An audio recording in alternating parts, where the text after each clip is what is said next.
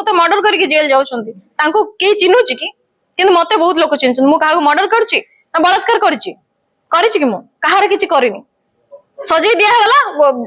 Lady blackmailer सजे दिया गला मते लेडी ब्लैकमेलर मो छुआ को माने 5 वर्षर छुआ को से माने मो कोलरु छडे नेले 1.5 वर्ष पर्यंत से पिला 4 मास 1.5 वर्ष भीतर 4 मास से टोटल घरु बाहरिनी एई भले पोजीशन कर देथिले से मो हातरु खाउथिला मो हातरु से खाइबा भी छाडी देथिला को पोजीशन हम घर रो करि देथिले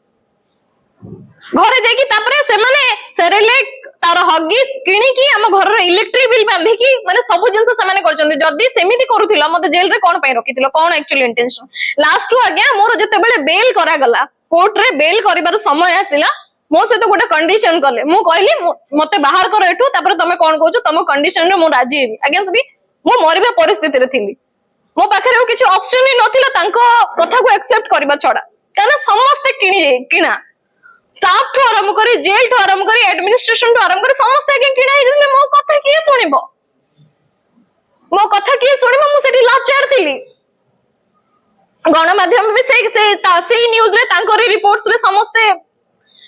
भଳି जाइतिले मु कोन करि परिबे मो पाखरे कोन कैपेबिलिटी थिला जे मु सेठी एका लड़ाई करी मते कोन मो पाखरे किछि अस्त्र भी नथिला ओ बाध्य होई कि तांको कथा मानिबा को बाध्य होली।